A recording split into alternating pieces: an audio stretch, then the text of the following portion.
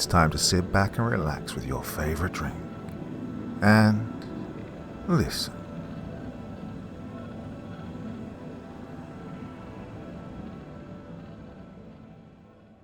I have the ability to sense the demonic. One hell of a birthday. I've been having a difficult time typing all of this out. Not only am I not a writer, but I've been debating whether or not sharing this so openly is such a good idea. I've had the ability to sense the demonic ever since I was a child, and that's the only reason that I could come up with as to why what had happened to me a week ago hadn't dragged me by the balls, descending me into complete, utter madness. No matter how many times I tried to keep it controlled, it didn't get any easier. I was 12 when I discovered what I could do. With no one to help me, I had to learn how to keep it hidden. I know that it must sound absolutely batshit insane, but it's the truth, whether anyone believes me or not. It was an hour after I'd showered and dressed when I caught a glimpse of headlights from Roland's Jeep as he pulled into the driveway. Roland and I have been roommates for over a year now, after my grandmother passed, but well, we've been best friends since I was 10, a few months after my parents' tragic deaths. At around 6'2" and handsome with dark brown hair, olive skin, hazel eyes, and an outgoing personality, he was usually the center of attention. At one time I'd even grown feelings for him. Oh, Roland wasn't a homophobic asshole, but to avoid any awkwardness between us, I just decided to keep my feelings to myself. Not to mention that Roland seemed to have shown zero discernible interest beyond our friendship. Roland smiled and waved as I made my way over. "Hey, Gavin.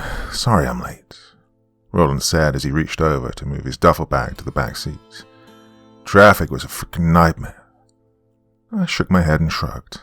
"Don't worry about it, man. Oh, hey, you sure you're still up for tonight? I mean, if you want." Roland shook his head. "Hold up. Are you seriously suggesting that we postpone your 21st? Nope, unacceptable." "Well, what's the big deal anyway?" I asked. "You know, I've had my first drink when I was 16. Well, not only that, but the pandemic really had narrowed the places we could go to. The bowling alley was open, so we decided that was the place to hang out." "Yeah, now you'll be able to drink legally like every other adult. Plus, I've been stuck inside a cabin in the woods for an entire week, so damn right we're going to celebrate." For years, Roland had been going on vacation with his family once a month. The perks of working with his father. His whole family were close-knit, and they usually did a lot of things together, and sometimes I envied him for it. "Oh, and did you forget? Arian will be there too," Roland added. He wiggled his eyebrows, and I smiled warmly at the thought of seeing her in person for the first time. Her and I have been chatting online for months, and we fell for each other immediately. Rather than being the manic pixie dream girl, Arian embodied that cliché with a toughness. She had a unique personality and had a few things in common with me. She had shoulder-length black hair, dipped in pink tips, embellished by pale skin and beautiful icy blue eyes. She told me how her friends would compare her looks to Alexandra Daddario, and quite honestly, I could see it. We arrived at the bowling alley at around 7 to meet up with the others. Arian waved at us as we got out of the Jeep and put on our masks. The petite, curly blonde who stood next to her was her best friend, Shelby, and the tall, beefy, dark-skinned man was Shelby's fiancé, Jasper. I kind of knew them from high school, but we'd barely talked. We were more like ships passing in the night.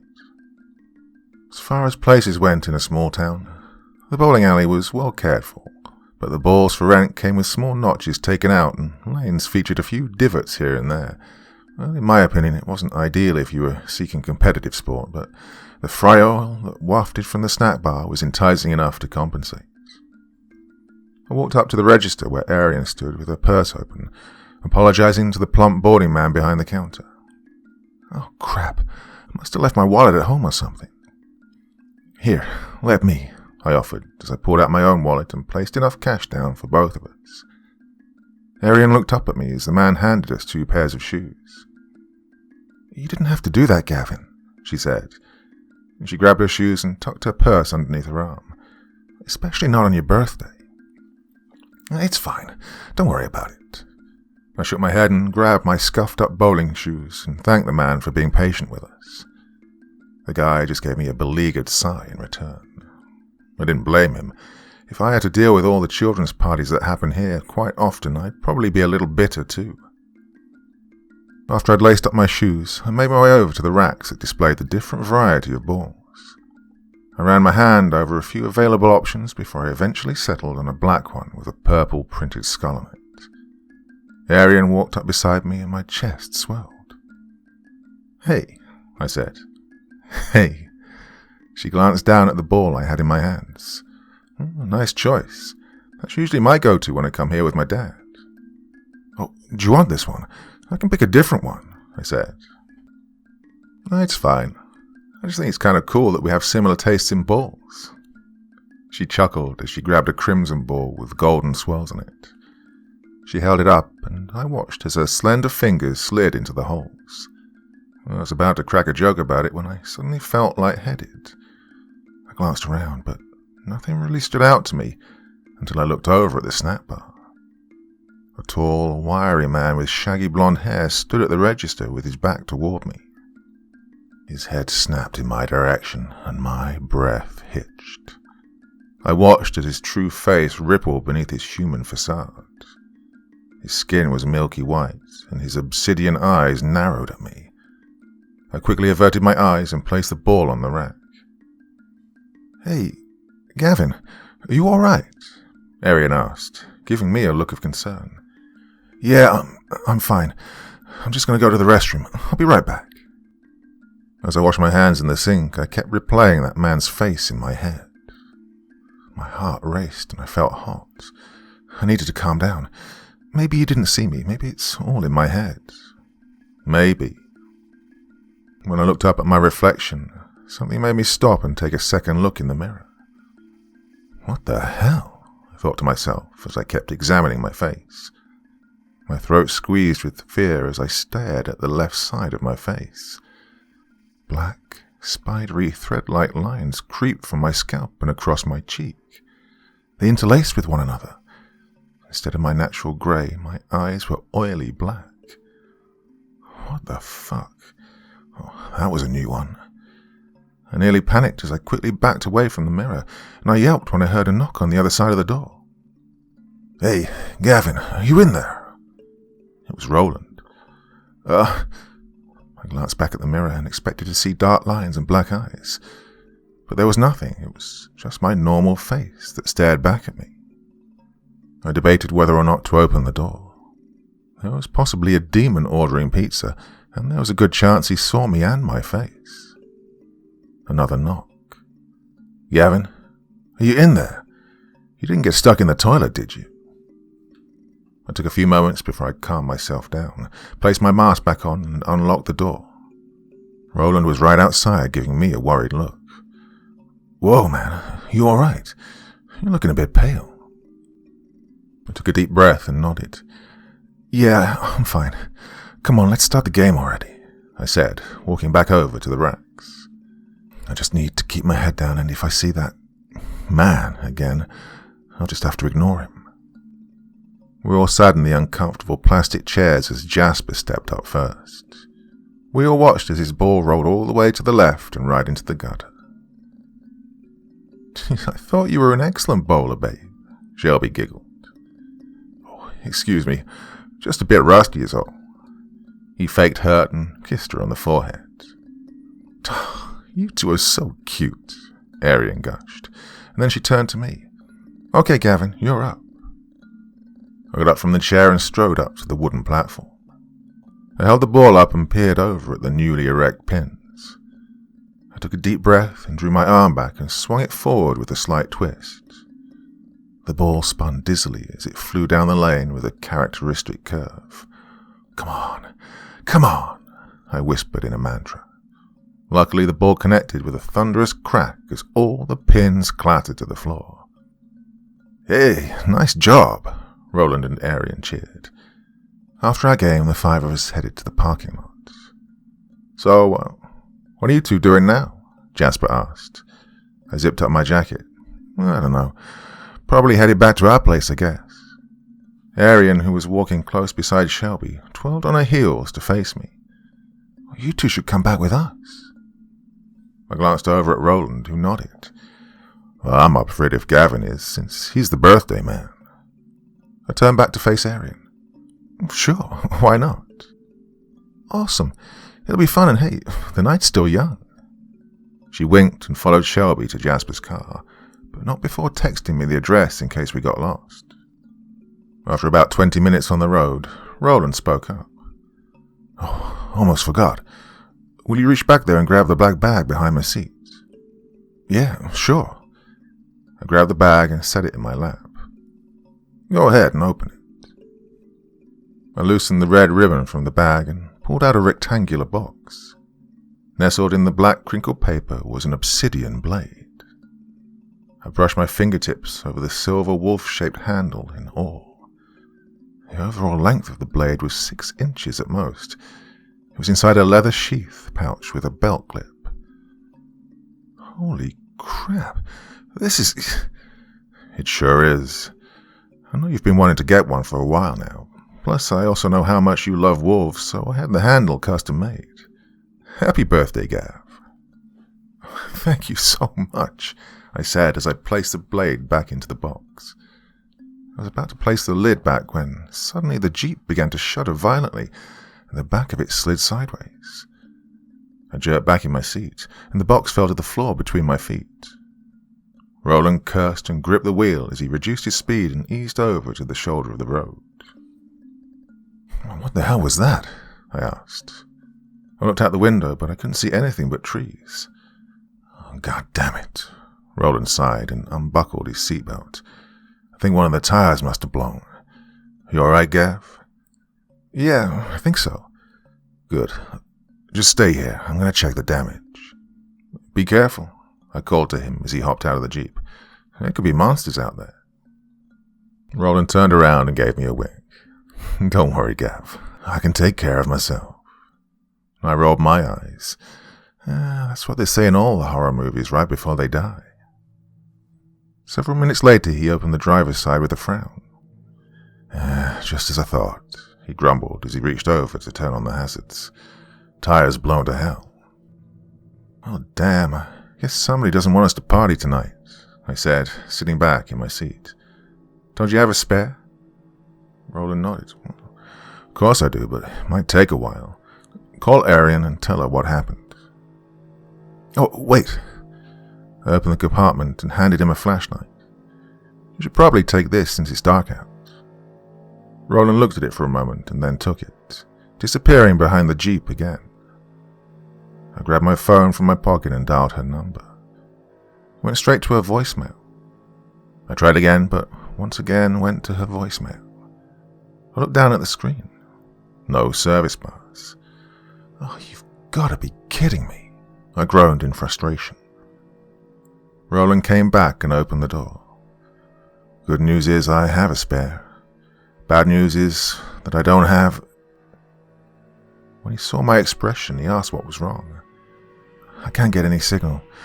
That just doesn't make any sense. I mean, I just had service a minute ago." Roland checked his phone as well. "Oh, crap. Same. Well, let's not panic. If I remember correctly, we're less than a mile from the closest gas station. We should head there and call for a tow. Maybe you can try calling her back." "Seems like a good plan," I said. I unbuckled my seatbelt, but before I got out of the Jeep, I opened the box and grabbed the blade. I attached the sheath to my belt loop and zipped up my jacket again, hiding it from view. Roland opened the passenger door and grabbed his duffel bag. We were halfway down the road when I smelled something acrid hit my nostrils. I took a tentative step forward and froze as my foot stepped on a large shard of broken glass. I turned to Roland, who stood rigid in place, his eyes wide. I followed his gaze to the left, and what I saw made my blood run cold. It was Jasper's car, or what was left of it. The front of the car was in a ditch. It smelled awful, and it wasn't the engine or cracked radiator. No, I smelled blood. Lots of it. The whole left side was damaged and open, as if something had ripped through it. The car was empty. I fought through the cold panic that washed over me. I stood with my hands on my thighs, and I started to dry heave. Roland looked around as if he was searching for something. "Okay, Gav, we need to leave right now." I stood up and gave him a confused expression. "Wait, what? No, we have to find them. They could be hurt or—" "Gavin." A high-pitched wail tore through the trees. It was feminine. Oh, God. Arian. Without a second thought, I bolted across the road towards the forest. "Gavin," I heard Roland screaming for me to stop and come back, but I kept going. I wasn't thinking straight at the time. All I could think about was Arian and every worst-case scenario. My boots sloshed into the muddy ground, and I cursed when I slipped on a pile of leaves as I staggered up a small incline. This caught me off guard since there hadn't been a drop of rain all day. I quickly pulled out my phone and turned on the flashlight. I gasped as I spotted specks of blood intermingled with the dirt. I grimaced as a strong metallic scent hit me. I glanced down and noticed that there was a strange tint to the mud which seemed to lead further into the trees in front of me. In between two trees, I saw her. It wasn't Arian, though. It was Shelby. I gulped, and I tentatively made my way over to her. At the sound, she turned her head toward me, her frantic eyes red and blotchy with tears. She managed a weak moan, and the sound that came out made my chest tighten. Her whimpers were a bleak summation of what she'd gone through before I found her. Her jacket was shredded and covered in blood, and her skin was covered in deep lacerations. My thoughts automatically went back to that possessed man. What if he'd followed us and attacked them? What if he's still here somewhere? The rest of my thoughts were interrupted when I heard my name fall from her bloodied lips. Without hesitation, I knelt down and tried my best to console her as I carefully pulled her into my lap. Deep down, though, I knew that it was a pointless effort. I knew that by her bruised and broken body, it was too late to try and call for help, regardless if I had service or not on my phone. Her blood soaked into my pants, but I didn't care. I had the urge to find Arian, but I didn't want to leave Shelby here to die alone in the fray. "God damn it," I cried. I looked back down at Shelby, who moved her head slightly upward to meet my eyes. Her torn lips opened and she tried to speak, but her voice was barely audible over the sound of my own heartbeat. I stroked her head. "Shh, don't speak." Shelby ignored me and tried again. I frowned as I bent my head down just enough so that I could hear her. "It's not," she gurgled. "It's not." Her whole body shook as she dragged in air. Her lips quivered, and then finally her shuddering chest eased. And then she was gone. The cold stillness of the woods pressed down on my heart. Tears fell as I placed her head gently on the forest floor and slowly got to my feet. I had to keep going. I broke through the trees and came upon what looked like an abandoned construction site. From the dirt-covered sign, the large building was meant to be a low-income housing complex with the same layout as a hotel. The area around it was barely lit up by the few streetlights. Part of the chain-link fence that surrounded the building was warped and bent as if something very large had ripped its way through it. I shivered. I spotted Arian's purse by the fence and ran over to pick it up. She must be here somewhere. I made my way down the dirt road toward it. I rounded the corner of the building quickly, frantically searching for a way inside. I almost didn't notice that someone had crossed my path until it was too late, and I barely registered the blood-soaked clothes before we collided. Fortunately, I managed to keep my balance and I grabbed the other by the arm. I gasped in relief when I realized who it was. "Holy shit! Arian!" "No!" Arian screamed as she struggled to wrench herself away from me. "Let go of me, you sick—" Arian, stop. It's me, Gavin. At the sound of my voice, she calmed down and glanced up at me. Arian threw her arms around me and buried her tear-stained face in my chest. Oh my God, Gavin, she sobbed. How did you find me? Is Shelby and Jasper alive? What? Hold on, Arian. I cut her off. What happened? Are you all right?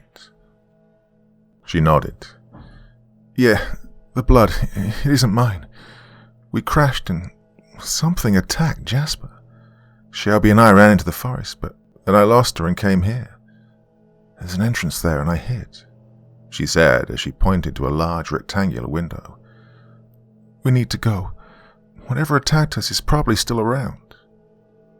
I nodded and hoped that by the time we got back to the main road, Roland had been able to call for help. I placed my phone in my pocket. I didn't want to risk the light attracting whatever was lurking in the trees.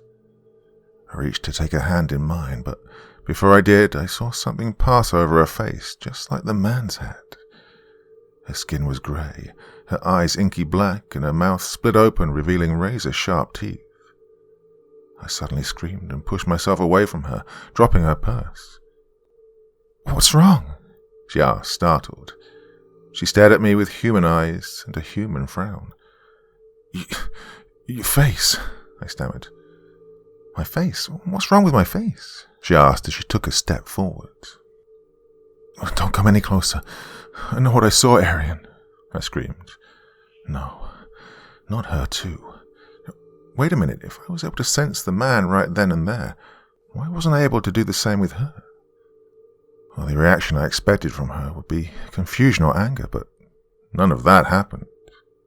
Instead, she just smiled, a toothy smile. So it is true, she chuckled.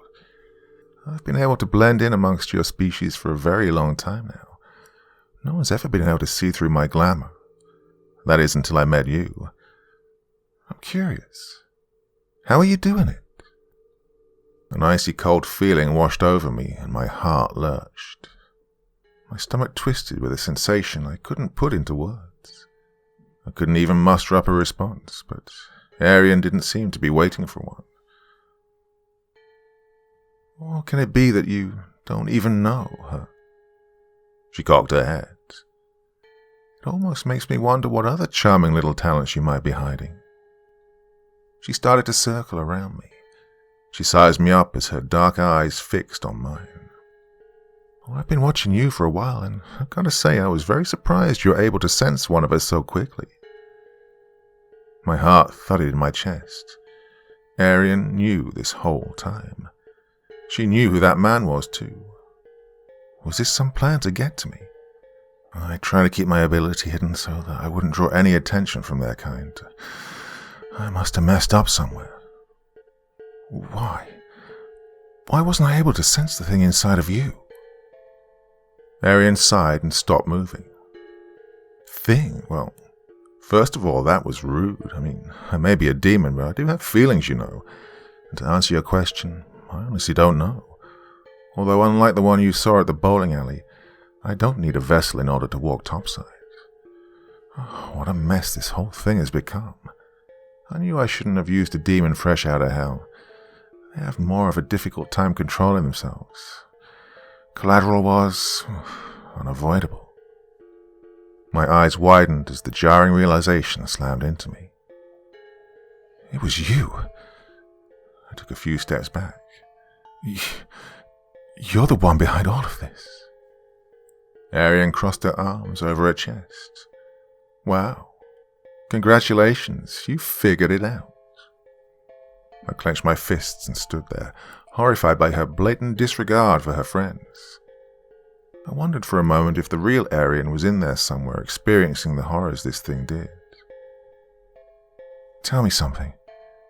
Is she still in there? Oh, didn't you listen to anything I just said? The girl you've been talking to has been me all along, genius. The real Arian's gone. Now you can either come with me willingly or... I'm not going anywhere with you. Roland's called the cops and they'll be here soon. I really hoped she would fall for the bluff. Oh, I highly doubt that.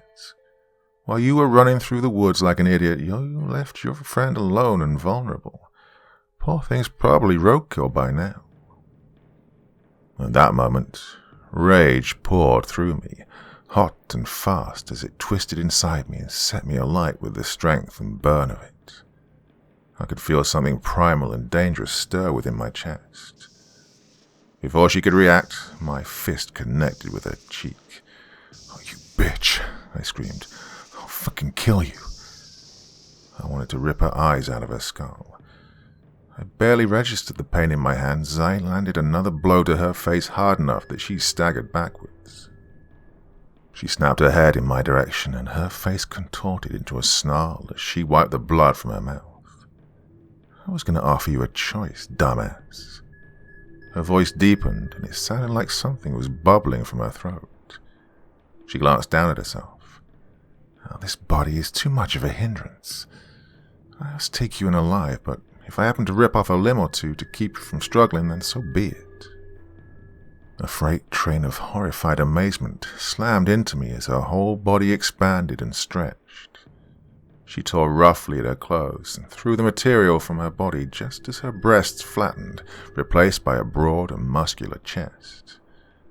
The demon was vaguely humanoid, with a tail that slightly resembled that of a xenomorph's.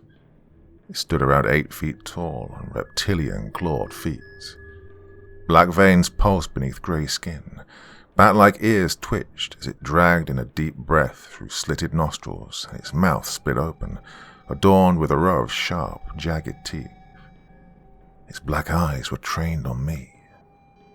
I felt a sudden wave of dread as I stared up at the large, monstrous being in front of me. The demon lunged forward and pulled me in close. I gagged when I caught the coppery odor of recently spilled blood. A large hand grabbed my chin, and I flinched as one of its claws sliced into my cheek. I cursed as I threw myself backwards and tugged hard, but it was as useless as a fish struggling on a line. My whole arm ached, and I knew that if I kept it up, I'd dislocate it. The demon made a low, guttural growl, but before it could do anything, it paused and lifted its head toward the forest. While it was distracted, I managed to get underneath my jacket and loosen the dagger free from my waistband. I plunged the blade into its neck. Blood spilled from the wound, and the demon let out a roar so loud that it made my insides shudder. It released me and recoiled. It thrashed on the ground as it grabbed at the blade. Everything hurt, but I managed to get on my feet, and even though it was tempting, I didn't stick around long enough to admire my handiwork. I also felt a wave of sadness, knowing that I wouldn't be able to get my blade back. Ignoring the pain, I turned and bolted toward the building. I made my way over to the window and quickly hauled myself inside. Without any hope of rescue, I had no other choice but to find someplace to hide. I scanned the area and noticed that some of the floors were dilapidated and a few were blocked off by debris. The ceiling sagged in some places, and it seemed that the creeper vines were all that held them up. I turned a corner and noticed stairs leading up to the second floor. I quickly made my way over. Unfortunately, I wasn't quick enough. I barely made it up the last step when a large, clawed hand grabbed my right leg. How the hell did it get in without me hearing it? Oh, and I didn't kill it. The wound on its neck was in the process of healing. I panicked and slammed my free leg into its face. The demon let go of my leg and tumbled down the stairs. It would have been comical if not for the fact that I was in serious danger. I bolted down the hallway and turned right. I ran into one of the rooms and shut the door behind me. By the light of the moon, I noticed that I stood inside a large room with walls covered in graffiti. Dusty furniture was propped here and there, and wooden pallets lay broken across the room from a decayed, mold-infested mattress. There was a window overlooking the woods. I ran over to it. I tried to open it, but it wouldn't budge. I sobbed and collapsed to my knees. My thoughts were hazy at that point, worn thin by exhaustion. I knew that all of this was futile, and I was dealing with someone far more powerful than I was. My resignation broke as soon as I heard movement from outside the door. I forced myself to my feet, driven only by an instinct to survive. The demon tore through the door. I screamed as it lunged for me again, and we both fell onto the mattress. It snarled as it pulled me under it with its tail. The demon lowered its head, and I managed at the last moment to wrap both of my hands around its throat in order to try and keep its demonic mess of a mouth at bay. I could feel its hot breath brush against my face, and the tendons and sinewy muscles in its neck bulged. The demon suddenly paused, with its jaws open inches away from my shoulder. It hovered there for a moment, unnaturally still for a predator that had already caught its prey. An oddly unfocused look passed over its face, and it growled. "What the hell are you?" Before I could say anything, a loud, angry roar reverberated around us. I blinked as the demon was thrown off of me. My vision refocused, and my eyes landed on the two large figures in the middle of the room. The second one was a creature almost the same height as the demon. The beast was bipedal, and also vaguely humanoid. Its fur was dark and coarse along its arms and legs, but soft and lighter on his chest and abdomen. His legs jutted out of human hips, but his feet were large paws. His ankles had the forward hock joints of a wolf. His body was wide and muscular, but he still retained an almost slender shape. His face was nightmarish. A werewolf. I looked between these two powerful beings, and that was the moment I truly found out that humans never really held the top of the food chain. And if that wasn't a giant kick to the evolutionary chain's balls, then I don't know what was. The two of them collided. The werewolf managed to pull the other into a headlock. Its golden eyes pierced into me for one heart-stopping moment before he flipped the demon over his head. I could have sworn that the whole place vibrated from the impact. The demon rebounded onto its feet with a snarl, and both of them sprang away from each other. I groaned as I moved into the shadows, relieved that they were too preoccupied with trying to kill each other to pay any mind to me. The werewolf snapped his jaws and launched himself at the demon. The demon dodged the attack and threw the werewolf down onto the pallets with a sickening crunch. I bumped my arm against something and winced. The demon turned its head back to me and advanced. I panicked and scurried backwards. The werewolf rolled off the broken wood and grabbed the demon by the tail. It managed to dig his fangs into the demon's shoulder. With a shrill cry of pain, the demon twisted and took another swipe of its claws down the werewolf's chest. The werewolf howled and backhanded the demon across the face, and the force sent it reeling into the wall. The werewolf moved toward me in a protective stance, his eyes trained on the demon lying in the hole in the wall. The demon slowly got to its feet, and with a rage-filled beastly roar, it launched itself out of the window. I stood up carefully and turned my gaze to the werewolf still in the room with me. "Thanks," I stammered. We're cool, yeah?" His golden eyes seemed to look over me, and then he growled. "Nope." God, think, Gavin, think, I thought, looking wildly around the dark room for an escape. I glanced over at the window and ran over to it. I hoisted myself up onto the thin rectangular ledge of the window, and even though I wasn't religious, I prayed to whatever deity that I didn't simply topple over to my death. I cried out as a clawed hand latched onto my left leg. In my haste to kick out of his grasp, my hands lost their grip of the roof below me. I felt several claws slice into the skin of my leg as I fell backwards, over the roof and down to the gravel below. I could have sworn the beast whimpered, but the pain was too much, and darkness pulled me under. Part 2. The Cabin in the Woods. My eyelids felt as if someone had threaded tiny anchors into each of my eyelashes, impossibly heavy and unwilling to move. I imagined that I'd be tearing skin as I peeled them open to blink for the first time in what felt like days. I licked my lips and noticed how dry they were. I dragged in a deep breath, and I slowly opened my eyes. With a slight grunt, I hauled myself into a sitting position and winced. Oh, damn it. Okay, that was a mistake because everything ached.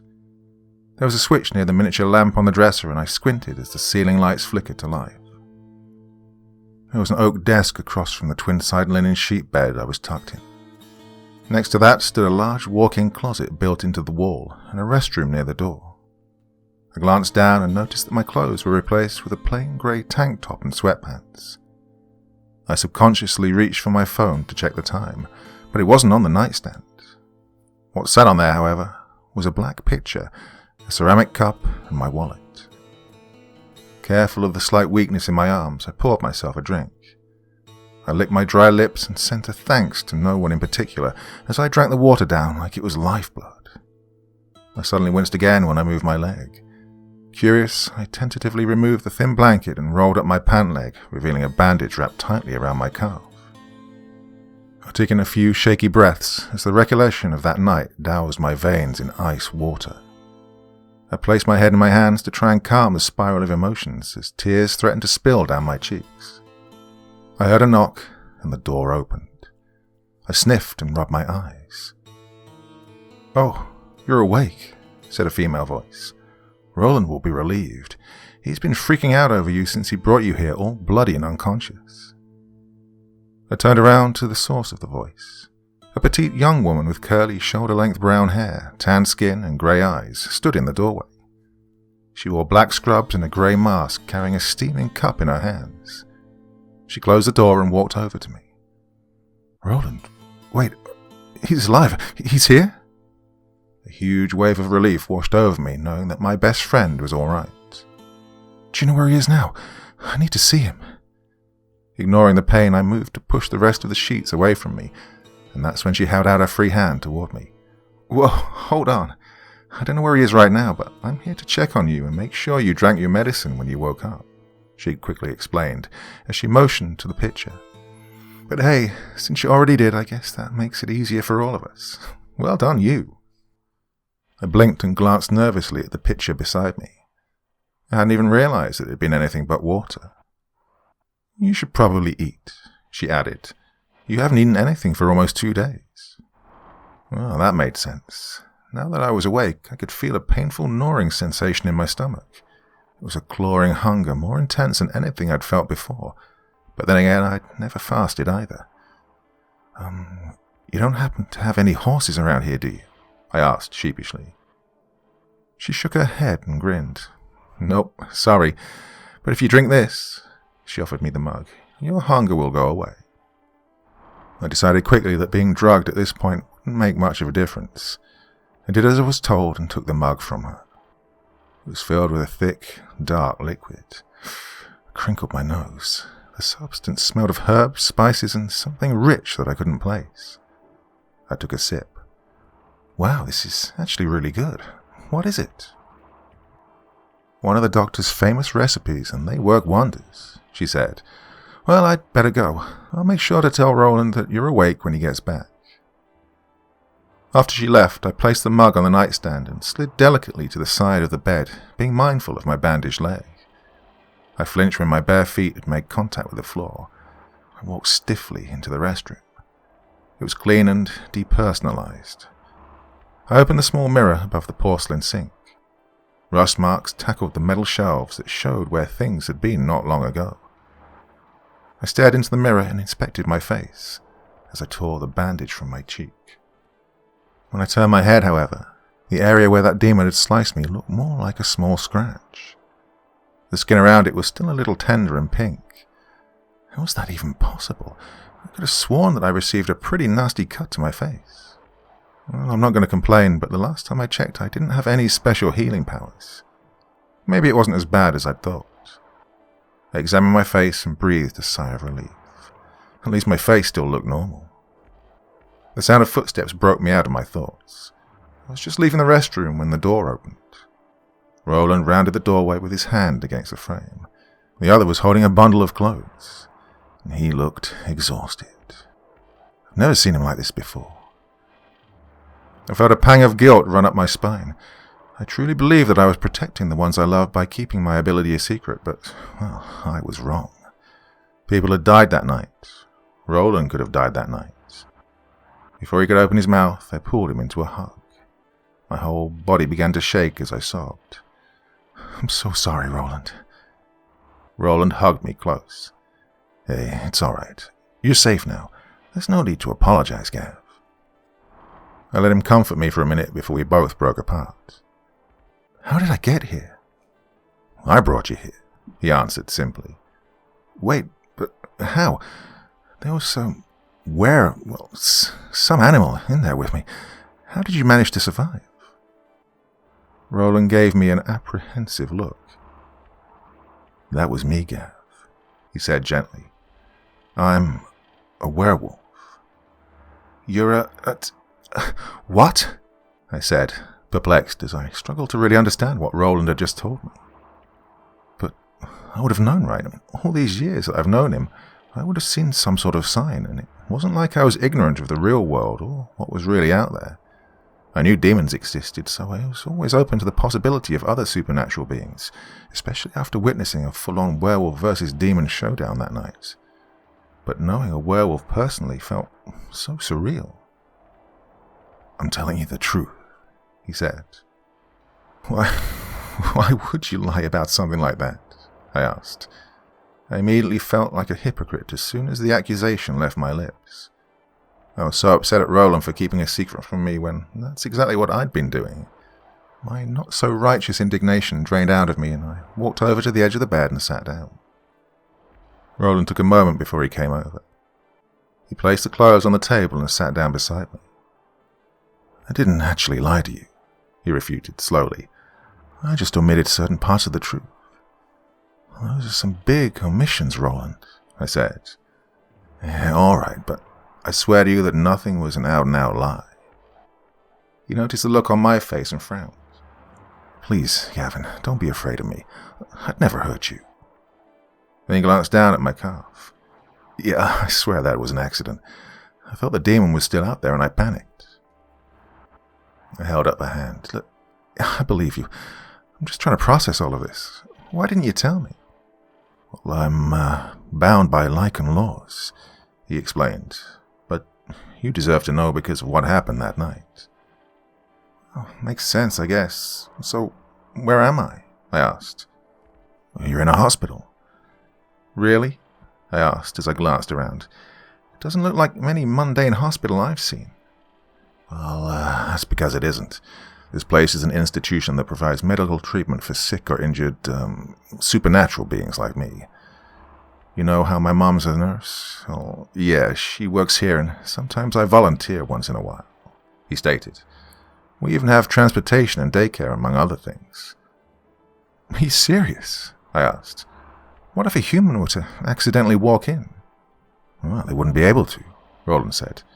There's a glamour over the whole building, so humans would only see a private business. That's the whole thing.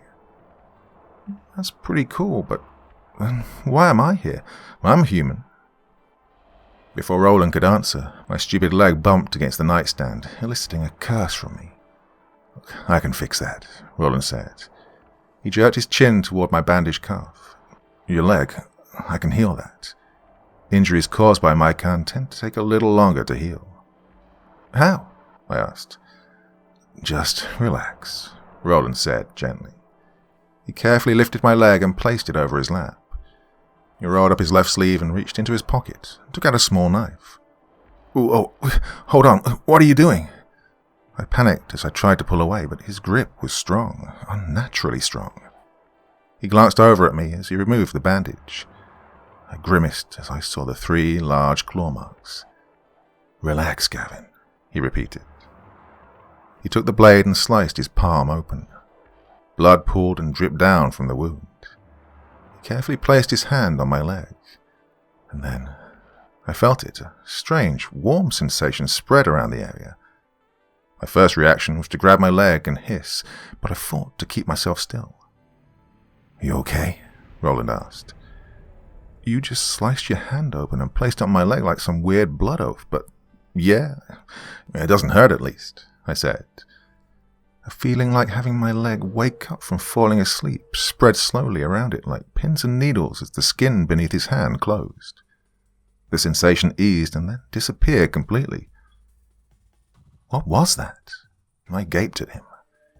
It's called pain transference, he explained as he released my leg.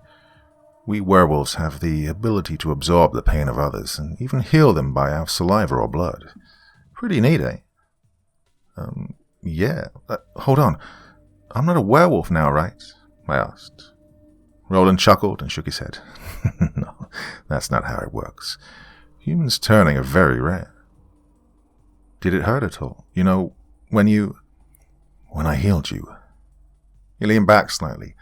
Not really, but it depends on the severity of the injury. I'm guessing you've worked with worse, huh? I asked. Yep, I have, and I'd happily do it again, he said. You're a masochist, I scoffed. Roland laughed, and I felt a smile begin to tug at the edge of my lips. Hang on, what about this one on my cheek? I pointed to the light scratch. I could have sworn it looked pretty bad, and now it looks almost completely healed. Roland got close, and his brows knitted together. Are you sure? I mean, it didn't look that bad when I brought you here. Damn, I was kind of hoping to have supernatural healing powers. That would have been awesome. Okay, well maybe I was just... Suddenly the reality of what had happened came back to me, and I stared down at my newly healed leg. Hey, Roland, what happened to their bodies? I asked slowly. Roland sighed and took a few moments before he spoke. After what had transpired, he was able to get a hold of his father. Whomever his father had called, well, they'd taken care of it. He didn't go into too much detail, but whatever these people did, they were able to make it look like a car accident. Even though lying to their families didn't really sit right with me, I was relieved that the bodies of Jasper and Shelby were found and their families would be able to give them proper burials. I asked about Arian, the real Arian, but he just told me that her body was never found, as far as he knew. This must all be so much to take in. I bet you feel like everything's going to hell in a handbasket, he said. I looked away from him. To a normal person, it'd seem that way, but I've been dealing with it since I was a child. What do you mean? Roland cocked his head. I've been able to sense demons ever since my parents' deaths, but now for some reason it's getting harder to control. That night the demon said it needed to take me alive, but I don't know why. Jesus, Gav, I didn't know, he said. No one did. I mean, who would have believed me? I believe you, Roland said as he patted my shoulder. So will my father. Oh, that reminds me. After you're dressed, he wants to see us. My eyes widened. Elijah? Roland nodded. Yeah, he's the pack leader. Well, of course he was. Who else but Roland's imposing father would be the alpha werewolf? Roland and I left after hours. Part of me was curious as to what kinds of supernatural creatures they had for patients, but Roland decided that we should go out the back door. After an hour, we pulled up to the edge of the property line. Before we continued down the road, Roland turned to face me. All right, Gavin, I need you to listen to me very carefully. Yeah, sure, I said, warily. Whatever you see, just don't panic. You're safe here, he said. I won't, I said. I doubted that I convinced him, since I didn't even convince myself. I briefly wondered if his wolfy senses could detect dishonesty, but I didn't ask. Are you sure? He said skeptically. You look a little shaken. Look, if it'll make you feel any better, don't look out the windows, he said as he began to drive down the road. Well, curiosity got the better of me, and I turned to look outside, and I instantly regretted it. Several pairs of amber eyes watched us as we made our way down the road. I quickly averted my eyes. Street lamps lined the road as we drove deeper into the woods. The beasts that were lurking in the trees had vanished, but the feeling of being watched stayed. There were a few cabins that I could see scattered throughout the trees, and dirt paths trailed between them. They were spread out, and some of them looked well lived in, with small gardens filled with a variety of little trinkets. We pulled up in front of a massive lodge overlooking the lake. Even though I've known Roland and his parents for years, never once had I visited this place. His parents were like family to me, and now that I think about it, I kind of felt a bit hurt that the ones I trusted didn't seem to trust me with this until now, but I also understood that they had their reasons. I kept close to him as we made our way up the steps. The doors to the lodge were heavy oak, carved with beautiful forest patterns. Roland grabbed his keys and unlocked the doors. The doors opened up into a large room with a high ceiling. A chandelier made out of deer antlers hung in the center. Comfortable-looking chairs and cushions sat around a wide circular table in the center of the room. There were also leather couches in front of a marble fireplace mounted into the wall. The floor was some sort of shiny stone, maybe granite. There was a staircase leading up to the second floor. The whole place seemed well lived in. This is where my father holds pack meetings. The hallway through the doors to the left leads to the kitchen, and upstairs is where my family sleeps. There's 20 of us in my father's pack, and some actually live here, he explained. I was about to say something when someone entered in from the kitchen. The guy looked to be about our age, with shoulder-length dirty blonde hair, pale skin, and green eyes that were narrowed in my direction. He crossed his arms over his chest. "Emery," Roland said as he moved closer to me, "do you know where my "You should have called, Roland." The guy, Emery, scowled. Roland sighed, clearly annoyed. "I already informed my father. One of the demons had some ability to cut service to our cell phones. There wasn't any time to come up with a plan." Emery ignored him and took a few steps forward and jerked his chin in my direction. "You even exposed yourself to a human. You of all werekin should know better." Roland suddenly bared his teeth at Emery, and I could have sworn that his eyes turned an amber color. "I told you that I had no other choice," he growled. Emery's eyes also seemed to bleed amber, but he took a step back. For some reason they were after him and were ordered to bring him back alive. And my father wants to know why. "You've got to be joking, right?" Emery scoffed. "Why the hell would demons want a human kid, and a weak-looking one at that?" I've had a prickle of annoyance at this asshat's insults. "I'm 21, actually," I said calmly. "Don't insult me again. If you haven't figured it out, I've had a really bad couple of days." "Is that a threat?" Emery growled. "Back off, Em," Roland warned with a growl of his own. He managed to wound one of them, and he fought to stay alive long enough for me to get to him. "No." Emery's face tightened. "You're the one who—" "Enough." A booming voice filled the room, dripped with authority. The three of us paused, and Roland and I turned around. Elijah and his wife Natalie eyed us from the entryway. Natalie was tall and slender, but was still inches shorter than Roland. Her auburn hair spun in ringlets past her pale skin. Her hazel eyes relaxed as they settled on mine. Elijah was a tall, muscular, dark-skinned man with short black hair speckled with grey. His dark brown eyes narrowed. Even though Elijah's physique was imposing, he was a really cool guy if you knew him personally. I guess as the alpha male, he had to be fierce, stern, and at times deadly. The realization that Roland, my best friend, was a werewolf really brought a definite undercurrent of excitement. The heart-stopping terror that had happened a few nights ago faded into interest, into thrilling newness, like playing a new game for the first time or unlocking an achievement. Only better, because this was real. Also scarier, because this was real. Elijah cleared his throat. "I'm going to talk with Gavin," he said. "Alone," he added, firmly when Roland began to follow. Emery left first, not even giving me a second glance. Natalie gave me a quick hug. "Oh my goodness, I'm so relieved that you're all right, love. Roland, sweetie, I'll need your help with something in the shed," she said as she headed toward the kitchen. Roland gave me a reassuring smile and followed his mother. "Come and sit down, Gavin," Elijah invited.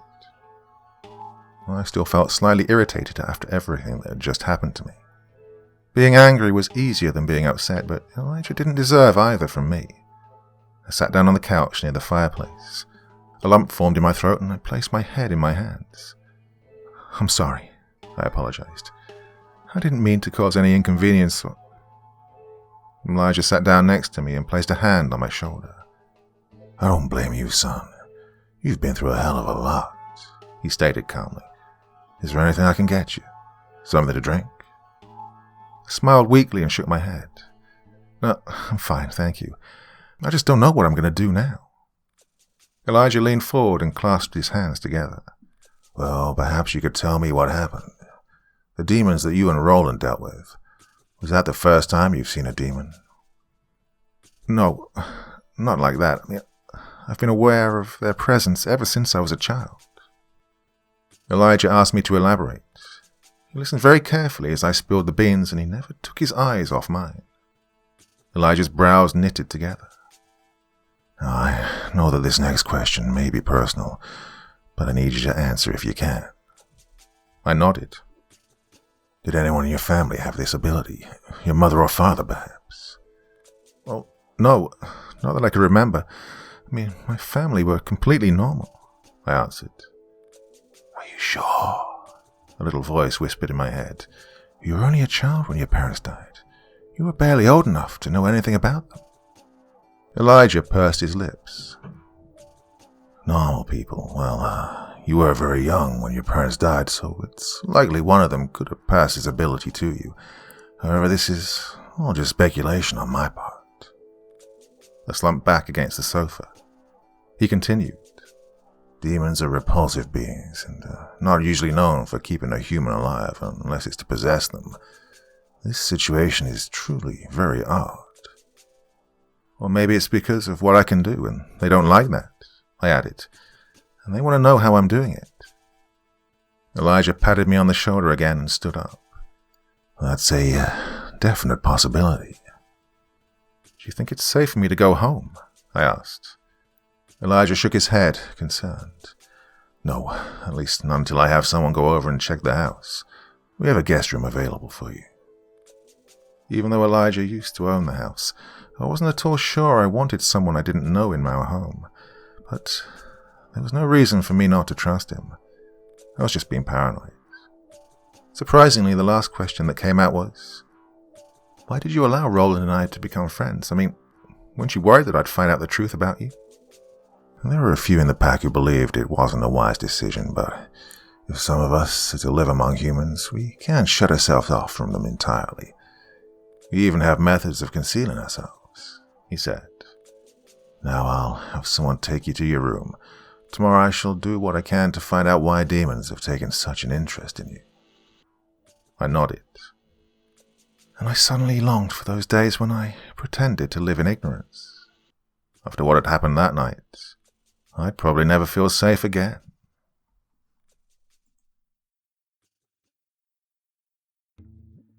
Part 3. When I woke up the next morning, I could hear birds chirping from outside my window, but I didn't immediately open my eyes. I merely sighed as I sank deeper into the fluffy comforter and very luxurious soft mattress, but the memories from the day before caused me to squint one eye open. I lifted my head and surveyed the room. Soft sunlight filed in through sheer drapes. In the light, the guest bedroom seemed light and airy. The white furniture and grey walls were a nice contrast. There was an alarm clock that showed it was mid-morning, and I noticed that there was a note beside it. "Went out to buy some groceries. There are clean clothes and a towel in the bathroom. Roland." I set the note back down on the nightstand and got out of bed. I showered, and the hot water felt great against my skin. Once I was done getting dressed, I made my way over to the bedroom door. The hallway outside my room was empty, and I would have guessed that there was no one home if not for the smell of someone cooking. I closed the door behind me and slowly walked down the stairs toward the kitchen. The kitchen was big, just like the rest of the house. The cabinets were painted grey, and the counters were a light, polished wood, and the backsplash was alternating taupe and black mosaic tiles. Roland had his back to me, taking something out of the oven. He swiveled his head around like he'd already known that I was standing there the whole time. He probably did. "Good morning, Gaff. I made breakfast pizza, your favorite. How are you feeling?" I scratched the back of my head and shrugged. I took a seat at the table and poured myself some coffee. Definitely better than yesterday. I looked around and noticed that Roland and I were the only ones eating breakfast. So, where's everyone else? Oh, my mom took an early shift at work and Dad has a meeting around 1, he explained as he came over. He placed the pizza on the table and a bottle of ranch. He knew me so well, and I happily grabbed 2 slices. I realized right then that I was absolutely ravenous. Damn, hungry, aren't you? Roland smiled in amazement. That medicine from the hospital should have kept you satisfied enough, but you're acting like you hadn't eaten at all. I don't know, I said, between mouthfuls. Guess I'm just really hungry. You gonna eat? Nah, I already had breakfast earlier, he said. Maybe you should chew your food. I don't want you to choke. I swallowed and pointed my half-eaten slice of pizza at him. A piece of egg fell off of it. I blame you for making this one of my favorite foods. God, you're an amazing cook. For making something so quick and easy? He laughed. Yeah. I dipped my slice of pizza in the ranch. Also, you're the only one who usually cooks our meals at home anyway. Well, that's true.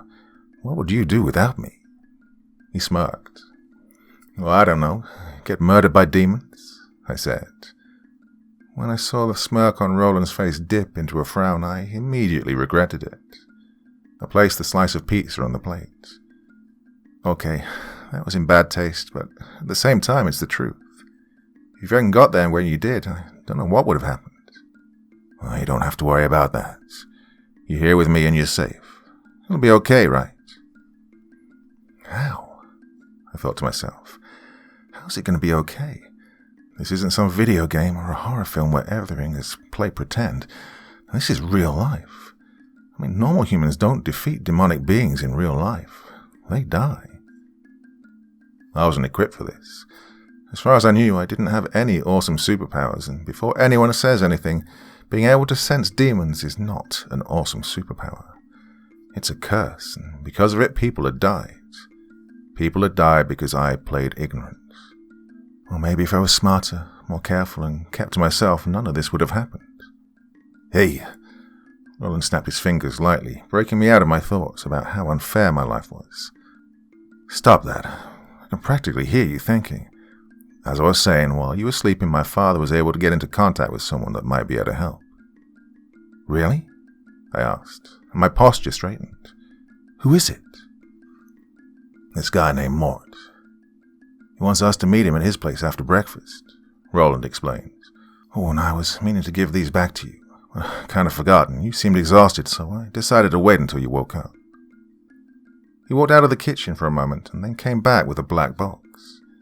The box that held the blade he got for me for my birthday, and laying right next to it was my phone.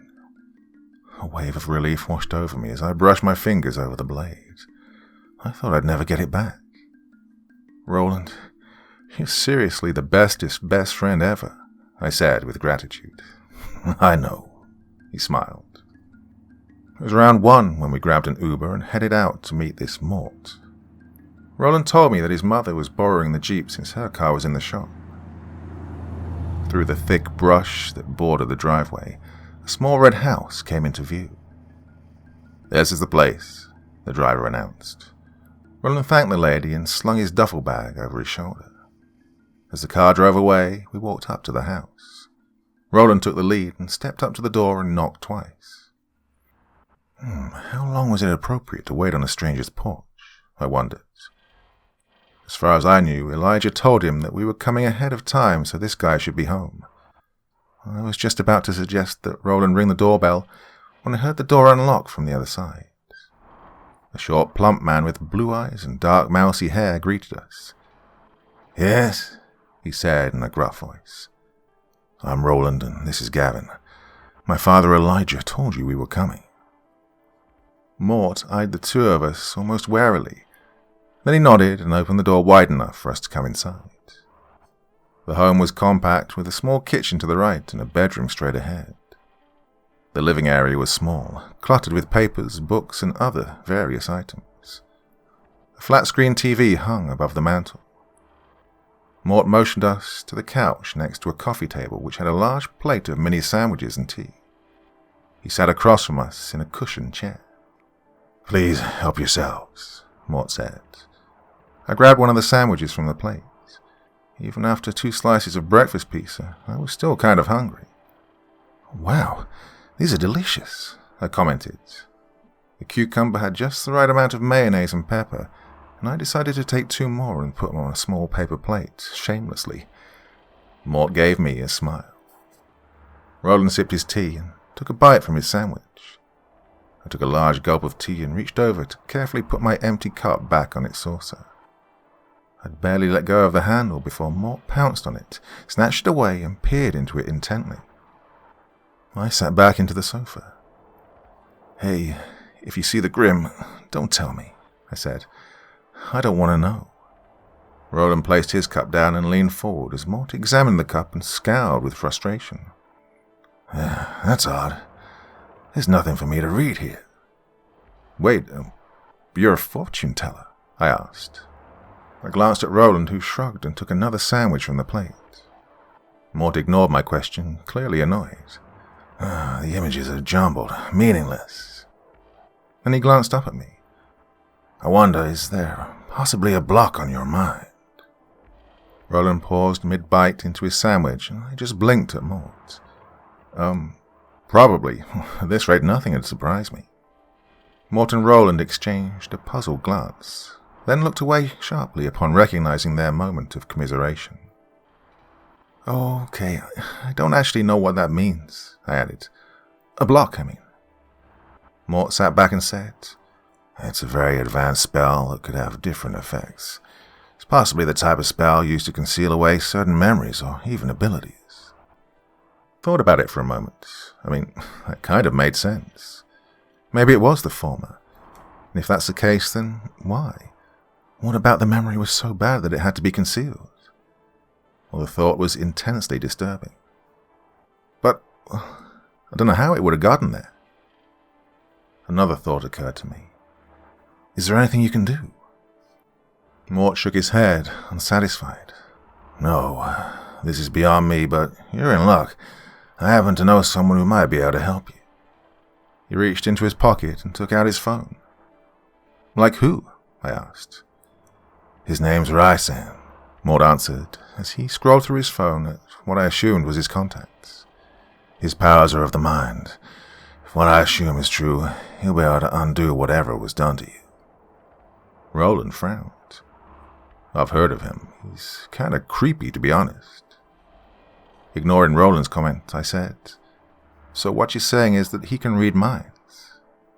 Well, that doesn't actually sound too bad. To be fair, I'd rather have someone mess around in my head for a missing memory than be dissected on some metal slab as some demonic science experiment. Mort paced around as he talked rather animatedly on the phone. It was evident that whoever was on the other end was someone Mort admires. After he was done, he came over and sat back down. "I have someone coming to pick you two up in about 30 minutes, he stated. Half an hour later, we heard a car pull up the driveway. Mort got up from the chair and, without hesitation, he opened the door. A young woman with shoulder-length black hair, brown eyes, and pale skin stood in the doorway. She wore a faded purple sweatshirt that was too big for her petite frame, with a picture of an anime I couldn't name. It almost ended right below the waist of her thin, albeit comfortable-looking black pants. She wore a leg holster strapped to her right thigh. I eyed the gun tucked inside for a brief moment, before meeting her eyes. She looked at Mort and smiled. "Hey, what's up, Mort? It's been a while," she said, and pulled him into a hug. "Yes, Layla, it has. You need to visit more often. It gets lonely around here," Mort said. "When I find time, you'll be the first one I call. So, these are the ones you told me about?" She held out her hand for me to take, and I shook it tentatively. "It's nice to meet you two. You ready to head out?" I think Mort saw hesitation in my face because he said, "Layla is one of Rhysand's personal assistants and a longtime friend of mine. I trust her with my life." Layla just rolled her eyes. "You seriously give me too much praise, Mort," and she blushed. Roland grabbed his duffel bag and turned to look at me. "You ready to do this, Gav?" he asked. I nodded. Mort placed his hand on my arm. "Hold on, you two. I want to give you something before you go." He walked over to the fireplace and grabbed a small grey box with pretty carvings on it from on top of the mantel. He came back over to us and removed the lid. He took out 2 tiny octagonal-shaped charms with a weird symbol on both sides. They hung on a silver chain to be worn as a necklace. "What are they?" I asked. Roland took his out and put it on, and tucked it underneath his shirt. "They're charms imbued with a protection spell. Keep them on your person, don't lose them." After we said our goodbyes, Roland and I followed Layla to her Civic parked outside. "So, how long do you estimate we'll be on the road for?" Roland asked, as he placed his duffel under him.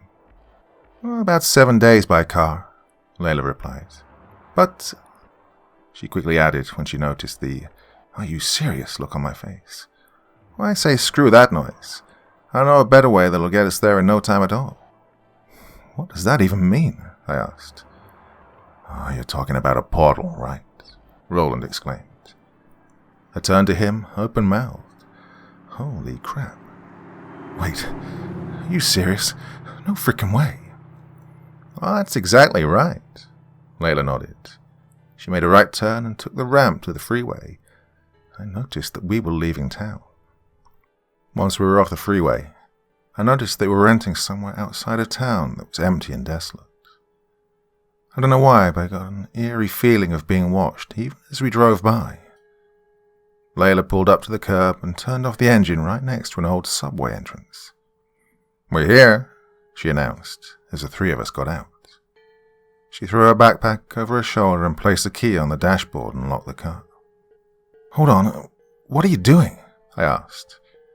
I couldn't believe it. She's really going to leave this car here, out in the open, with the key inside. "What do you mean? We won't be needing it anymore." Layla started towards the stairs. "Come on, let's go." When we got to the bottom of the stairs, I saw Layla standing with her hand on her hip in front of a wall of graffiti-covered plywood that blocked the entrance. The place seemed abandoned, and by the looks of the aged wood, this place had been closed for a long time. She reached towards the wall with one hand, grabbed one of the boards and gave it a tug. It didn't seem like she gave it much effort at all, but instantly the boards pulled loose in one piece, and it opened up an avenue into the station. I assumed at one time this used to be a busy station. I envisioned people waiting to board the train.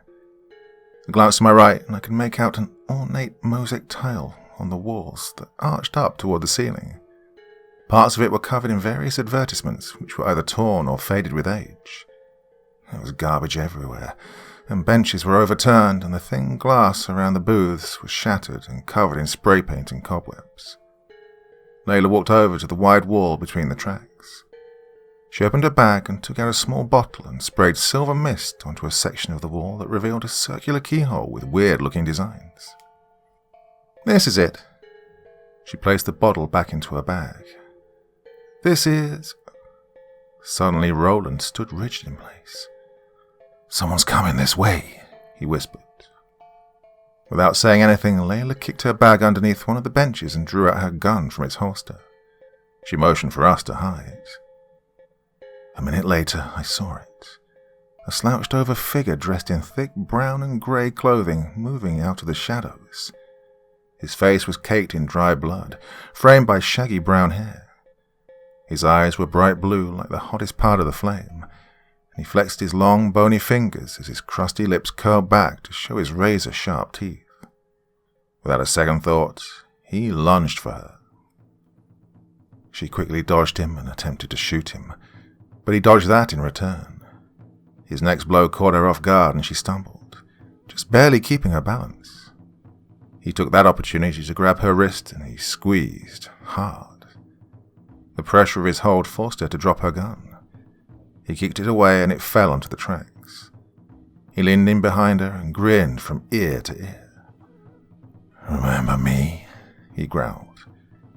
"Samuel," Layla replied with a frown. Who the hell was Samuel? "You smelled so delicious and you're quite the fighter. I like that. I just knew that I had to have you, so I followed you. I'm going to have some fun with you and then..." Samuel put his mouth to her ear and his words were too quiet for me to hear in on his conversation, but the expression on Layla's face told me enough. "I'm not edible, Jagoff," she grimaced. Perhaps not a full meal, but maybe a light snack, I think. He crooned as he licked his lips. No, I mean you would literally regret it, she said. I'd give you a bad case of indigestion. No, that's no way to treat a lady, said a deep, masculine voice from the other end of the station. And the voice was cold and menacing. Samuel moved so he was facing the source of the voice. What the hell? Who's there? Who are you? The voice chuckled. There's really no need for introductions, and I'd hate to waste time on the formalities with someone who's already dead. The shadow shifted and a tall shape moved forward into the lights. He was a lean man with light blonde hair and bright green eyes.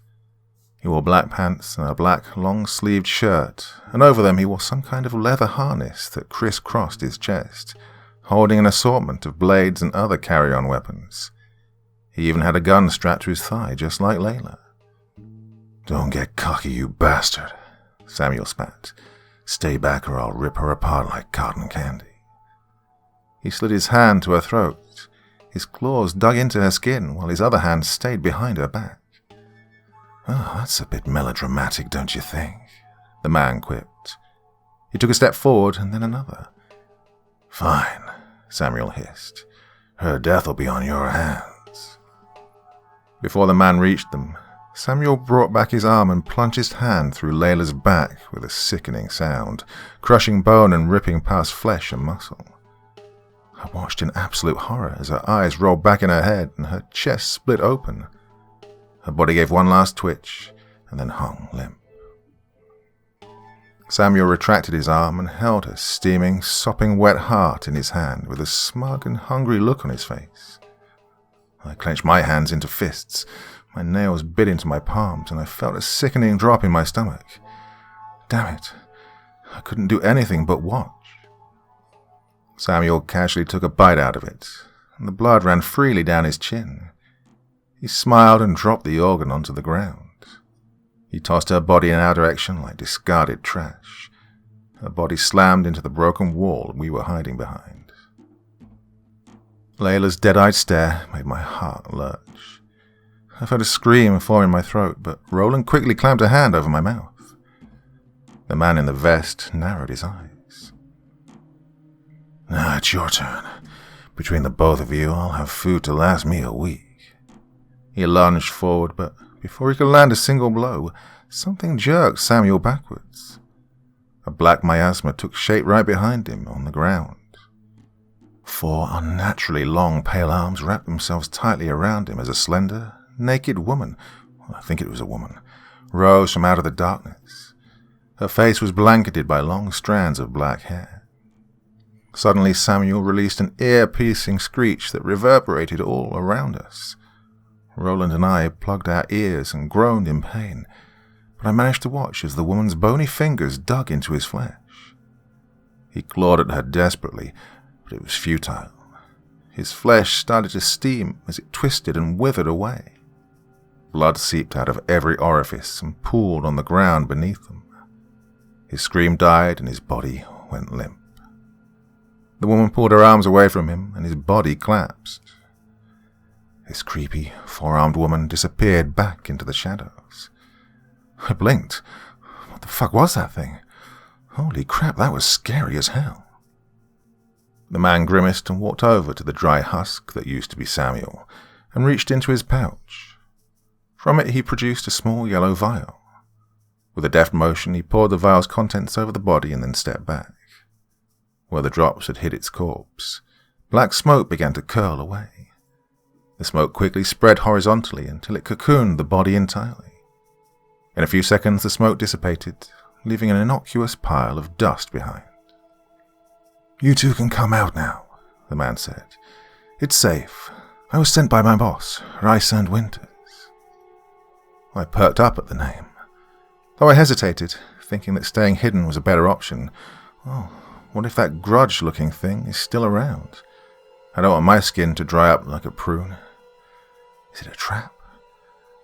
Roland placed a hand on my shoulder and gave me a reassuring nod and stood up. He's fine, Gav. He's telling the truth. All right, whatever you say.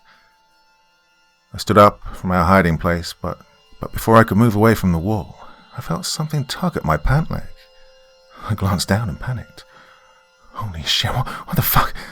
I babbled, almost incoherently. Layla squeezed my ankle, while her other hand came up to her face, just in case I decided to kick at her. Hey, stop that. Just calm down, will you? How the hell am I supposed to calm down, you freaking zombie? Oh my god, did this mean zombies exist? Roland quickly pulled me away from her as she slowly sat upright and groaned. Oh god, that fucking sucked. That was my favorite sweatshirt too. She glared up at me. And I'm not a zombie, okay? Just relax. Ah, so you're finally awake, the man said. He sauntered over and picked something up from the ground and examined it. Hey, Layla snapped at him. Quit playing with my heart, Oliver. Give it here. The man, Oliver, rolled his eyes and tossed the organ to Layla, who caught it easily. Be careful, you jerk. She unzipped her backpack and took out a jar. She placed her heart into it and placed it back into her bag. She took out a black jacket and put it over her sweatshirt to hide the gaping hole in her chest. She turned around and stomped over to the pile of dust. Damn it, Oliver. I really wanted to kill him. She pouted. Then she glanced down. Oh yeah, my gun. She hopped down to grab her gun off the tracks, as if she hadn't just had her heart ripped out of her chest a moment ago. Clearly that wasn't going to happen. Oliver scoffed. Oh, you're welcome, by the way. Layla flipped him the bird as she climbed back onto the platform. Okay, seriously, what the hell was that? I exclaimed. My job, Oliver stated simply. Okay, fine, keep your secrets, I thought. He took something small from his pocket. It was a key similar to Layla's. He placed the key into the keyhole and placed his other hand on the circle and moved it to a 90-degree angle, and then he pushed it in. For a moment, nothing happened. And then something, actually many somethings, clicked and slid into place on the other side. The wall in front of us cracked and popped as it began to ripple with bursting light. So cool, I breathed. Let's go. Oliver placed the key back into his pocket, and without another word he stepped through. I watched as the light swirled. Something smelled good. The three of us stepped through the swirling, ominous warmth, leaving the abandoned train station behind.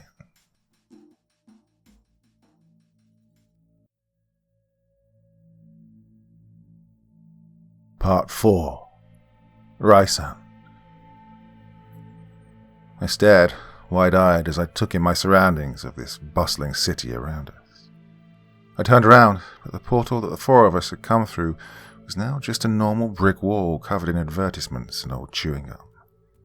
The only sign that there had been a mystical doorway at all was the swirling pieces of discarded trash disturbed by our immediate arrival. Where exactly are we? I asked. Seattle, Oliver answered, as he grabbed something, a black jacket, from Layla's bag and put it on. He led us down the narrow alleyway and onto the main street. Let's head over to Odessa's.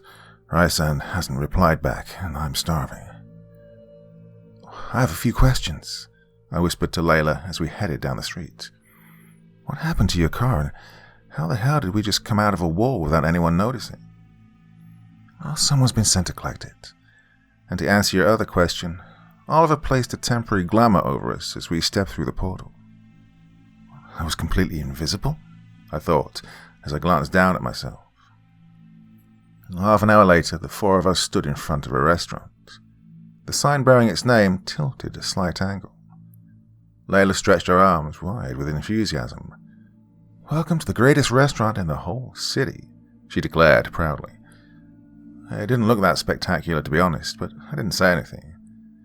It was a quaint place and brightly lit, which illuminated the snug booths lined with comfortable cushions that flanked the wall across the kitchen and open bar.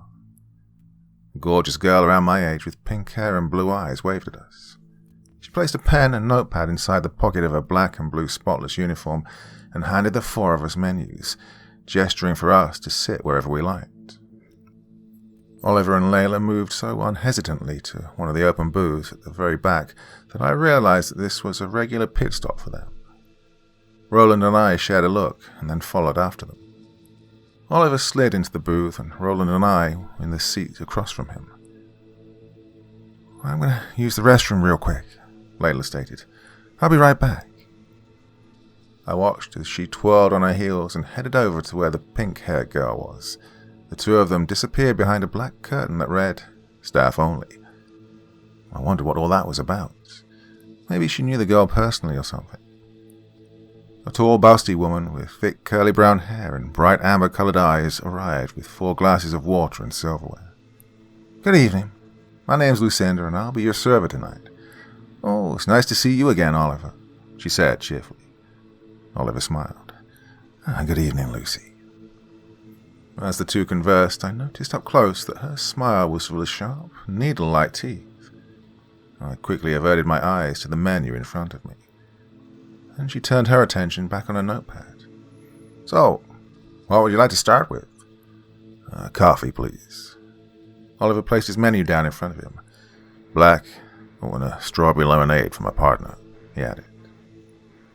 "I'll have a raspberry iced tea," Roland said. I'll have the same thing, please." Sure thing." She smiled as she scribbled it all down. "Should I give you more time to browse your menu, or are you ready to order?" "Yeah, I'm ready," Oliver said. "I'll get my usual. Same for my partner." "I'll have the skillet steak dinner, medium, with a side of onion rings." Roland smiled at her as he placed his menu on top of Oliver's. She nodded and then turned to me. I noticed that her eyes changed from amber to solid white, no pupils at all. "What about you, sweetheart?" I glanced down at the items, which I barely had time to look at. My fingers tightened on the menu in order to keep my hands from shaking. My eyes widened and I did a double take as I scanned each of the items. There were various kinds of meals that were otherworldly, but not apparently anything normal. Where had Roland seen the steak and onion rings? Lucinda grinned. "Don't worry, sweetheart. Human food's on the back." "Oh, thanks."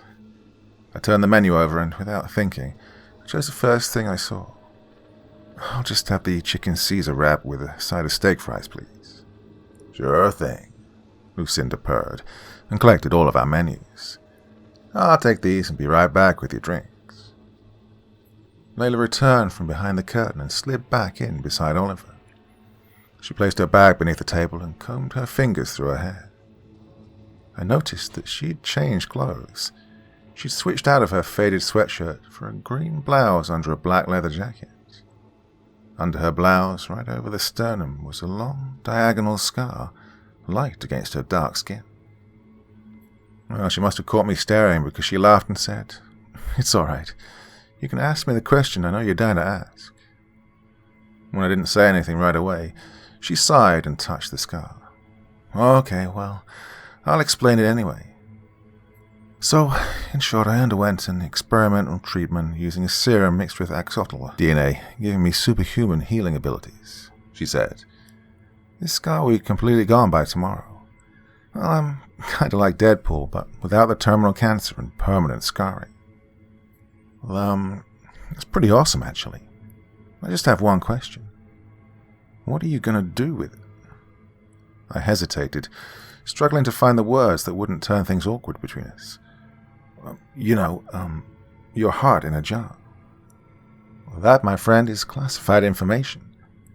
She smiled, tucking a loose strand of hair behind her ear.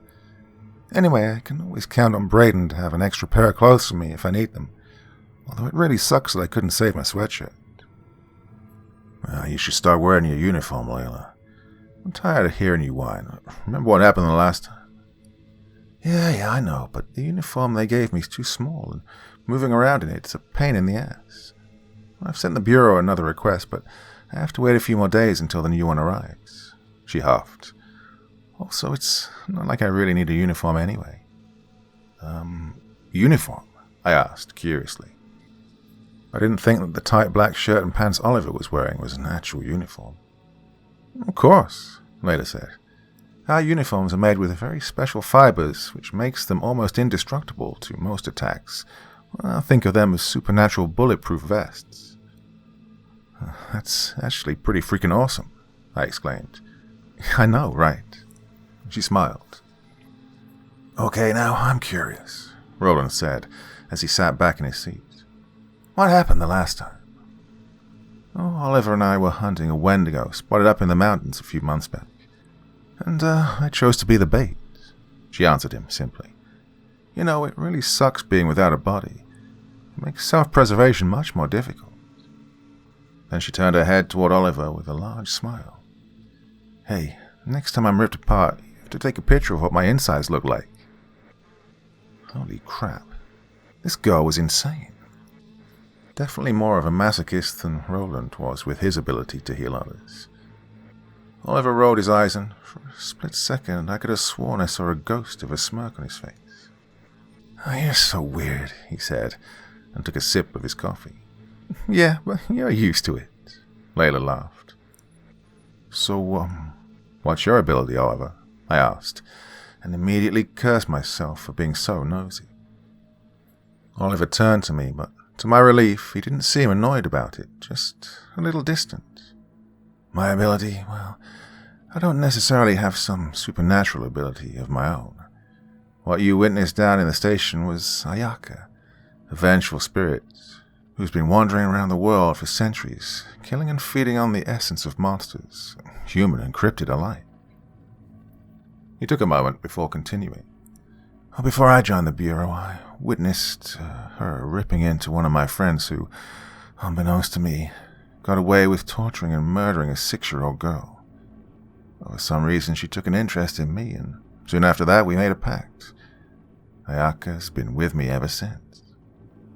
Oh, what a way to gain a supernatural ability, and a scary one, to be honest. I decided to change the subject. So, what is the Bureau exactly? Why hasn't anyone in the human world proven that the supernatural world exists? With the technology we have today, wouldn't there be someone out there with solid proof? I asked. Our food arrived before anyone could reply. Rhysand made her way over with the food and drinks, skillfully balancing them on her arms. Possibly she was using some kind of magic, because I couldn't see how else she kept the plates from dropping to the floor as she deftly placed them on the table in front of us. Oh, it looks so good. I'm starving, Layla said. She picked a steak fry between her fingers and dipped it into her buffalo sauce. Roland agreed as he took a bite out of his food. Lucinda smiled. There you go, she said. Can I get you for anything else? We said no and thanked her, and after she left, Oliver took a sip of his coffee and said, Only selected humans around the planet know the truth about the existence of the supernatural world. There are some within the police departments, military, and even the government. He grabbed a fry and bit into it before he continued. And the Bureau of Supernatural Intelligence and Defense, or BSID, takes grave measures at keeping the supernatural world secret from the human world. Of course, some of them have their own personal reasons for keeping the general populace in the dark. And, as you already know, Layla and I work for the BSID. The BSID has agents, cryptids, and humans with special abilities like Layla and I, who are skilled in capturing or killing rogue cryptids. The ones we're able to detain are moved to a special, well-guarded facility someplace away from civilization. So, that guy from the station, what was he? I asked, my head spinning from all of this. A vampire, Roland answered. Correct. Oliver nodded and placed his cup down. Are you serious? Well, guess that makes sense from what I've seen in the media. Well, most vampires look pretty human, aside from small differences, I said. That's just a human facade vampires normally use in order to lure in their prey. Oliver shook a fry at me. Their true forms literally resemble bats out of hell. Trust me when I tell you that they're not some undead heartthrob with a tortured soul or any of that bullshit. Vampires are predators, notorious in taking great pleasure in torturing their victims before draining them. So their personalities are pretty much like the vamps from 30 Days a Night, I said, taking a bite out of my food. Yeah, exactly. That's one of the reasons I enjoyed that film. Layla smiled. Although the vampires in real life could have ripped that entire horde to pieces within seconds. Damn, I said. So, when are we going to meet this Rhysand? Roland asked. He called me and gave me an update. There's a hotel just a few blocks from here. He booked you to a room already. He figured you two might need a place to stay for the night, Layla replied. He had an important meeting with the BSID, so he won't be back until morning. Well, that's actually pretty nice of him, I said. And I'll let you know this particular hotel provides accommodations and services for supernatural entities only. Don't worry, though. Layla turned to me and smiled, clearly amused by my reaction. We got you covered. It was a little after 9 by the time we made our way towards the hotel. Oliver stayed near the entrance as Layla, Roland, and I headed inside. The place was cozy and warm. There was a large cobblestone fireplace, the wood crackling embers. To our right, there was a decent-sized lounge area opposite the bar. Layla told us to wait in the lobby for a moment and made her way over to the reception desk, where an elderly woman sat, typing away at a computer. My eyes swept the area, and I could immediately tell that most of the patrons looked anything but normal. A few had various shades of skins. Others seemed to have a limb or two too many, with extrusions or concavities in their faces. Only a few even looked remotely human, aside from minor differences. A few entities over at the bar glanced over at us with mild interest before going back to their own business. It was probably because I just rewatched Supergirl a few weeks ago, but this kind of place reminded me of Al's dive bar. This was a place where supernatural beings could have a drink and a place to temporarily stay. I smiled, feeling really lucky at that moment to have been given the chance to see this whole other world. An attractive young man around my age with short black hair dipped in crimson-coloured tips, pale skin and bright eyes, sat himself on one side of the bar table. I spotted sharp, jagged teeth protruding from his mouth as he ordered a mojito with a few drops of sangre. Didn't know what sangre was, but I watched as the bartender handed the young man his drink. With a long black nail he stirred it, the crimson drops mixing in with the liquid. Well, he must have caught me staring at him because he lifted his head up and turned to look at me. He smiled and winked at me. I flushed and averted my gaze to the floor. Holy crap. Roland placed his hand on my shoulder and I met his eyes.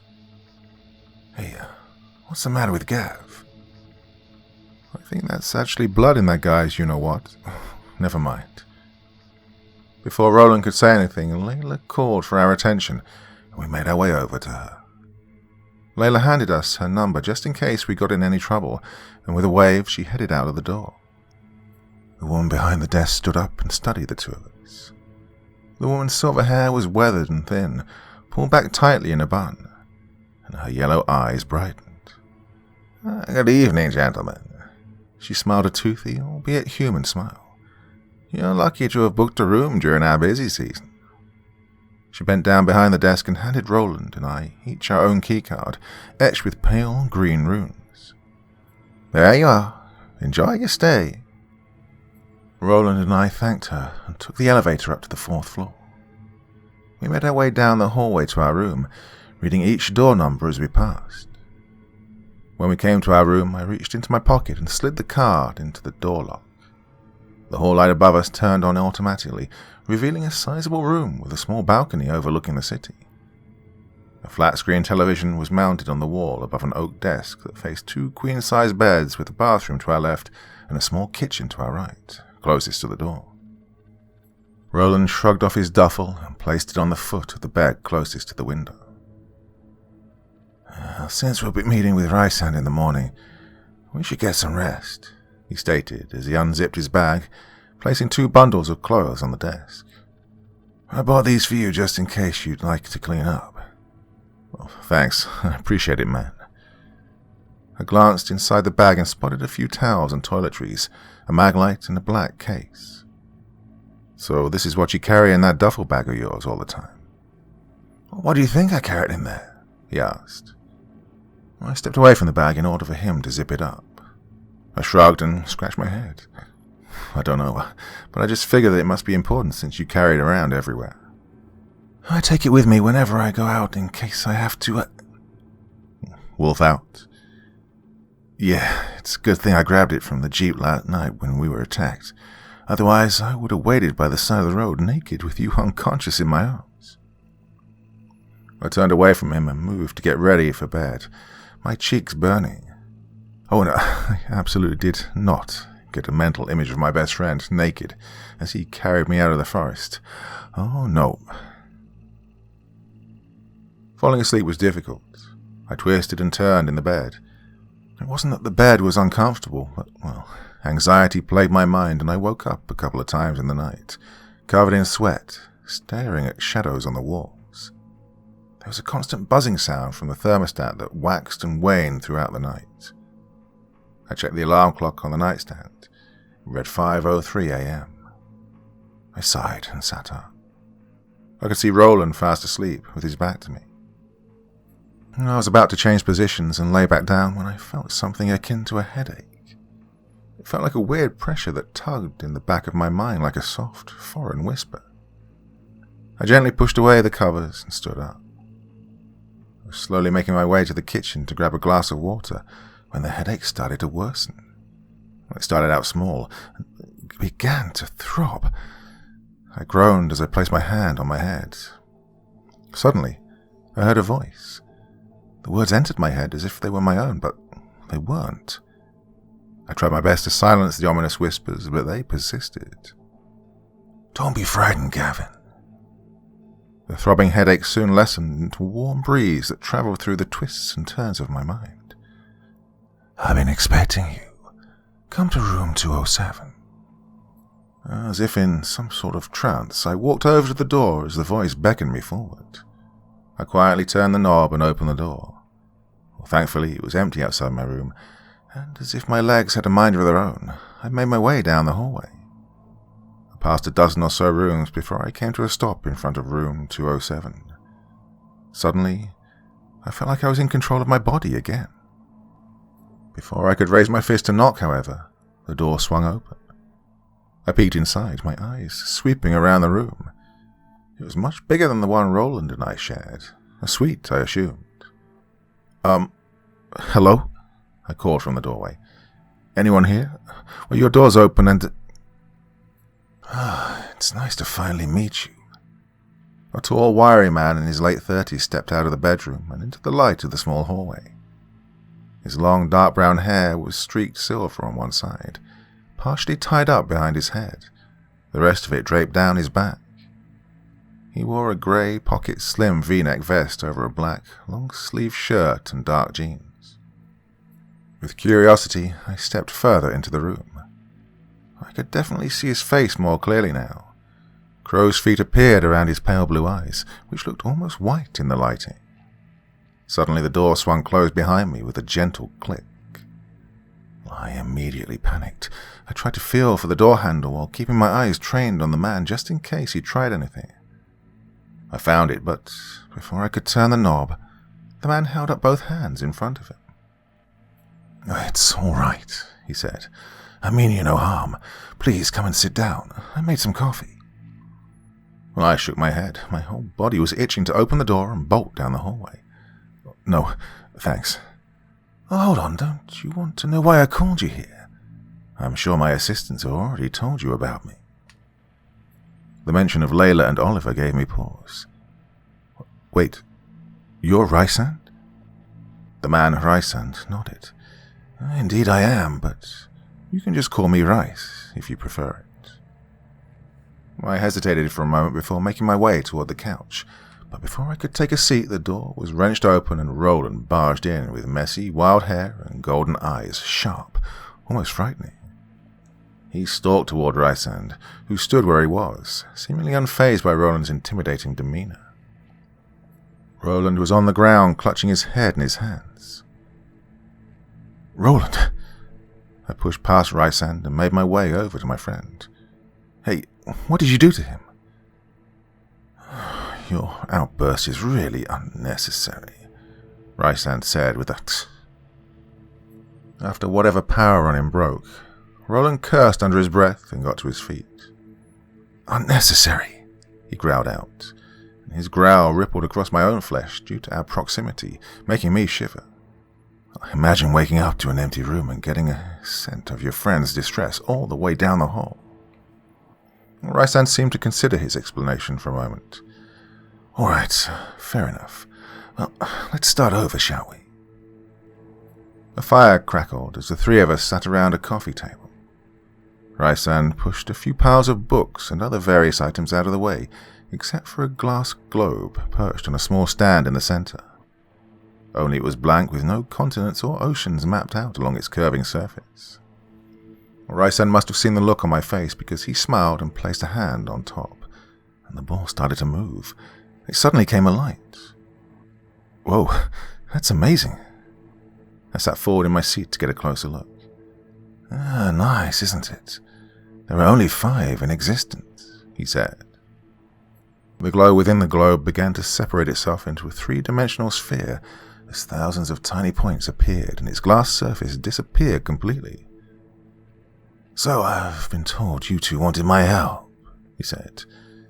Tell me everything. I sat back and told him everything that I could remember about the night we were attacked, and he listened calmly all the way through until I mentioned my ability and the block that had been placed inside my head. Rhysand stilled, and for a moment I wasn't even sure if he was breathing. Then something flashed across his face. What is it? Roland asked. And instead of answering, Rhysand instructed for me to lie down on the chaise longue as he brought a stool over and took a seat beside me. I'm going to do a sweep of your mind. You might feel a slight discomfort. Do you trust me? I took a deep breath and nodded. I've come this far, I wasn't about to back out now. Good. Now, calm your mind to the best of your ability. His hands came up to my face, and up close I could see that his hands were inked in elegant, swirling tattoos. I could feel the power thrumming beneath his slim fingers.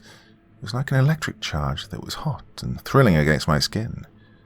And it suddenly prickled, like invisible talons scraping against something deep within my mind. And it pressed down hard, but it wasn't painful. Well, not really, I realized. And then the pressure was gone and my eyes snapped open. Are you all right, Gav? How do you feel? Roland asked. He placed a hand behind my back and helped ease me into a sitting position. Yeah, I'm fine, I said, while my voice sounded a little shaky. I then looked over to Rhysand. So, is there a way to remove the block in my mind? Rhysand knitted his brows together and nodded. Yes, but this one is unique and can only be safely undone by the one who put it there. I sighed heavily. Great. This was turning out to be some kind of damn wild goose chase.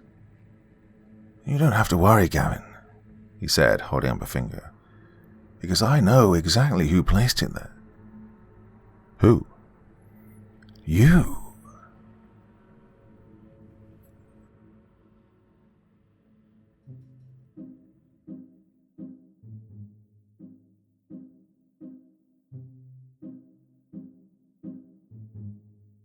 Well, I don't know about you, but I'm delighted this story now has a third part, and long may it continue. Really, really enjoying this series, and think it just has such a beautiful universe to expand into. Well, thoughts, feelings, anything else you want to leave in the comment section, and I'll do my best as ever to reply to all of your comments. Yeah, I just really love the way that this one is developing. And a few more series to continue, wrap up maybe even. And I'll be doing that in the next couple of weeks, as ever. Something coming up tomorrow night, but something a little bit different, okay? So it's not going to be a continuation of a series for your Sunday evening special, but something else, nonetheless. Well, that's it for me for this evening. Back again very soon. Till the next time, my dear friends, very, very sweet dreams, and bye-bye.